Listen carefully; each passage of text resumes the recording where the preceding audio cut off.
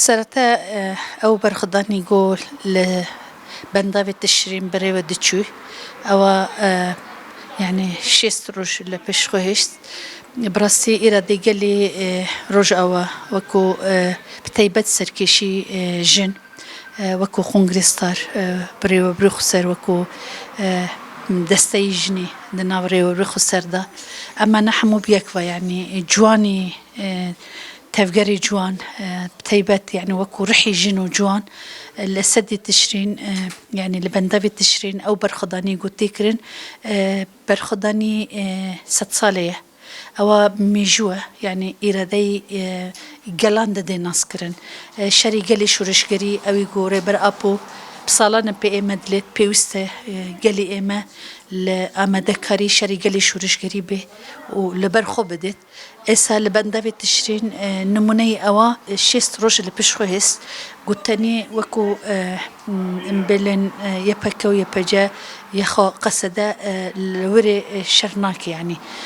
إرادي جل لجل أو رهبالين جو دسنجر دا نبي يكفى معنوي هفد برزدكن وبربرسيرتي هفد وكودلين يعني لبرنبري خاكو نشتمان بيكفى يعني لسنجري شرنا أما ددن نشان دا نجو براستي قال روج آفا خدي هالوستكي بالصالانة يعني تشريسكي أزادية نسبية يعني قال إما جيب أوايستكت چندی خطری هبت هنده جد به خودی درکتن هبت بگو او خطری جو هبت تک ببت و بدهونی به او اتفاقی جو چه بو اما پشتراستی که جو او شست روزی لسر بنداوی تشرین هشت جو دجمنی ایمج وره اتفاقی هشت جو ریوبری دمکی حکمتی شامجی بیت اتفاقي يعني قالي إما هشتكو وكو برخداني قالي إما وكو شرواناني إما هشتكو أو اتفاقا بجيب بيت شبكي قال أو نشان دا بنداف تشتريني أو برخداني نشان دا بلكي جي إسا إما خواني أو اتفاقي جو إسا تيكردن نبانا لبرا أو اتفاقي جو هيا يعني خو أو دسكفتي وشيء دبي تانية بشيء روش هالبتنين يعني درجي بازدصل إمل نافشورش أو تكوشيني جالي إمل سربيا بينابر بدايني شهيدا بسكني جالي إما بالشاف روش لحمو قادن بجن جواك يعني لسربيا كملجهي إما لسهشيار لسربيا أود دي ناسكرنجو إمرو كما هزين ناف دولتي جهبت أم إرادة إدي ددي ناسكرنجو أو هزاجي ناتواني يعني تشتكي دي تربلت وإدي أو سياستي يقول سرجلي إما دكن بإرادة جلي إما أو سياسات تكدشي أو بلانجريجو هي تكدشي ياخو إما دكان أو بلد يعني براستي أو برخداني جو هي تفاهي سياسات جو هبون يعني بلاف كردن تيك بردن لبرا واجي إراديكي جبولايا إراديكي جو 6 صالي بيستو يك 6 صالي جنة ددي بشتراس كرن بتيبت بانجري بر أبو بروسي أشتيه أما هين مورالكي مزنده هين دسكفتيكي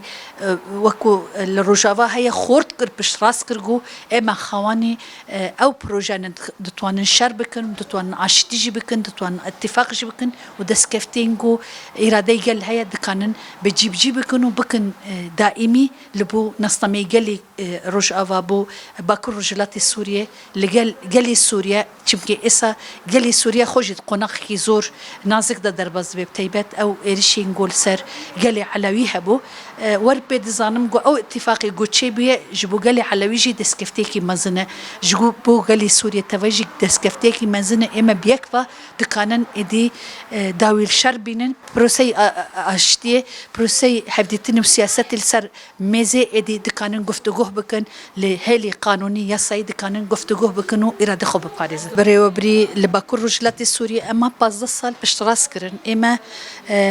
تانية يك آلنا بإرادي جلان برنجي جلان إما أو ريفابرين إساجي أو نمنا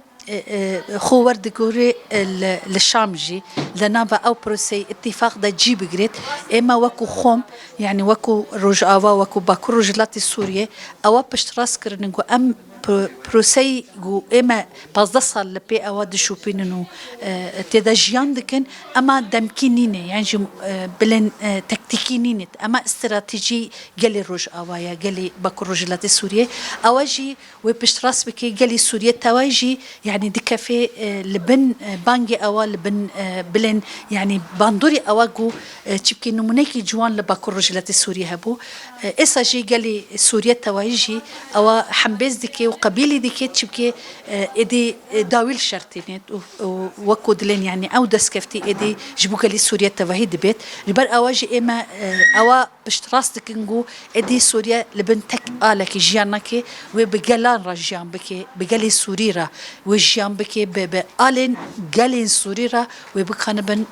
بردوام بكونو گفتگوی خو لسر مجي بشتراس بك تفجري باكو رجلات السورية أو دنيا دزانت إما وكو شورشي جن بينا صدقن شورشي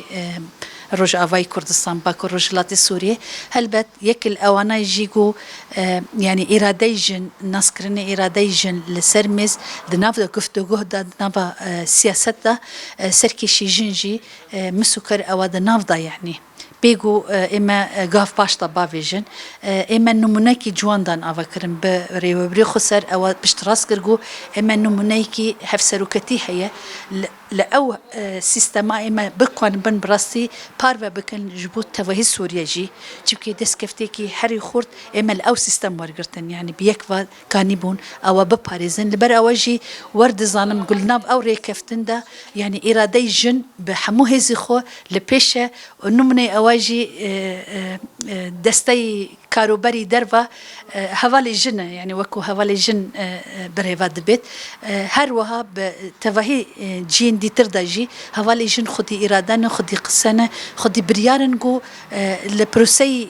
بدمشق راجي يعني بشامي راجي أو أي بشتراس ببي وببي دسكفتي توهي جالي سوري وبتيبات جني سوري وجني باكو رجلات السوري